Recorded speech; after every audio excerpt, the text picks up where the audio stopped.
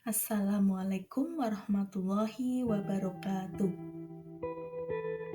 Yang terhormat Bapak Dosen Dr. Andes Fatur Rahman SAG MPD, dan saya hormati pula rekan-rekan mahasiswa PAI Batch 2. Perkenalkan, nama saya Anissa Eki Bahariski, kelas PAI 12. Pada kesempatan kali ini, saya akan menyampaikan materi tentang mengenal huruf hijaiyah dan tanda baca dalam Al-Quran. Untuk capaian pembelajaran, yang pertama, peserta didik mampu mengenal huruf hijaiyah secara terpisah dan bersambung. Yang kedua, peserta didik mampu menulis huruf hijaiyah dengan benar. Yang ketiga, peserta didik mampu mengenal tanda baca dalam Al-Quran dengan benar. Yang keempat, peserta didik mampu mengidentifikasi tentang baca fathah, kasroh, dan dhammah. Saya akan menyampaikan tujuan pembelajaran. Yang pertama, mengenal huruf hijaiyah secara terpisah dan bersambung. Yang kedua, mengenal tanda baca Al-Quran dengan baik dan benar, terutama fathah, kasroh, dan dhammah. Yang ketiga, melafalkan dan mempraktekkan membaca huruf hijaiyah bertanda baca dengan baik dan benar sebagai prasyarat membaca Al-Quran secara fasih. Untuk materi yang pertama yang akan saya sampaikan pada kali ini tentang huruf hijaiyah dan tanda baca dalam Al-Quran. Apa itu hijaiyah? Sebagai anak muslim, tentunya harus mengenal huruf hijaiyah. Huruf hijaiyah ini sangatlah penting di samping belajar susunan abjad dalam bahasa Arab.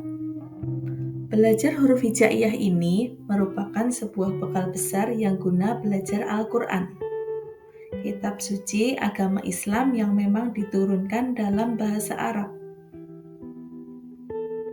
Mengapa harus belajar huruf hijaiyah? Huruf hijaiyah sangat penting dipelajari bagi umat Islam.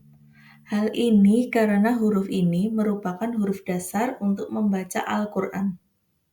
Sungguh memalukan apabila orang Islam tidak bisa membaca Al-Quran. Untuk itu, maka tidak mau kita harus belajar huruf hijaiyah. Ini agar bisa membaca Al-Quran. Biasanya huruf hijaiyah ini diajarkan ketika kita masih kecil. Pengertian huruf hijaiyah. Huruf hijaiyah adalah huruf sejenis alfabet.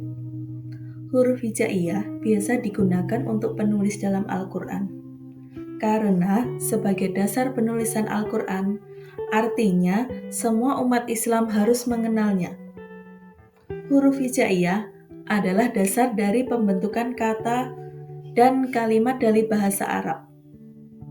Huruf hijaiyah diambil dari kata dari bahasa Arab hijaiyah yang memiliki arti ejaan atau mengeja.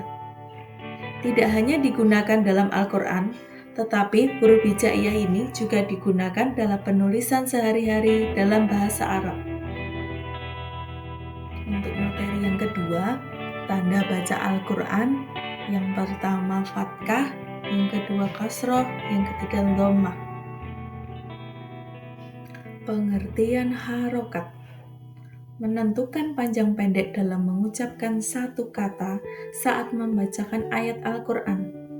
Selain itu, harokat juga dapat diartikan sebagai tanda baca yang berguna untuk memudahkan dalam membaca Al-Quran. Harokat juga digunakan untuk menentukan seperti apa pengucapan huruf hijaiyah dalam Al-Quran, seperti memberi bunyi A, I, dan U. Tanda baca yang pertama, harokat fathah.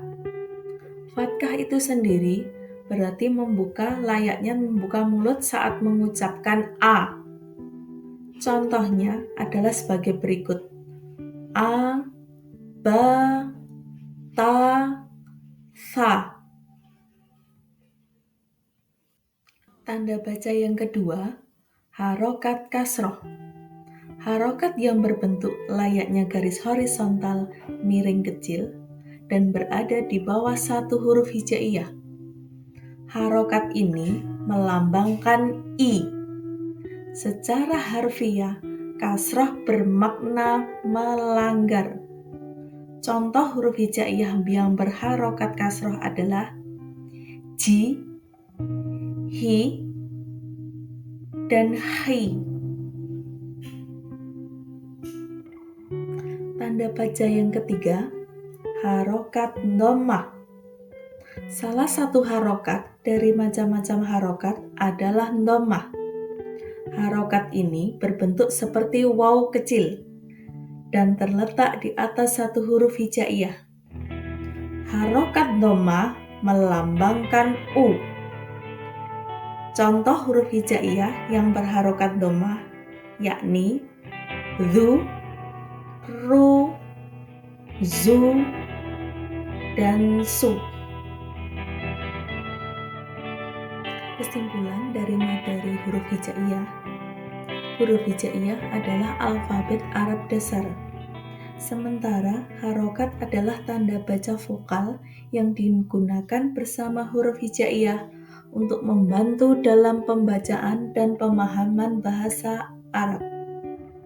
Kombinasi keduanya memiliki peran penting dalam mengucapkan yang benar dan pemahaman telah terutama dalam konteks membaca dan memahami Al-Quran. Terima kasih pemaparan materi dari saya. Kurang dan lebihnya saya mohon maaf. Bila ada kesalahan, mohon dimaafkan.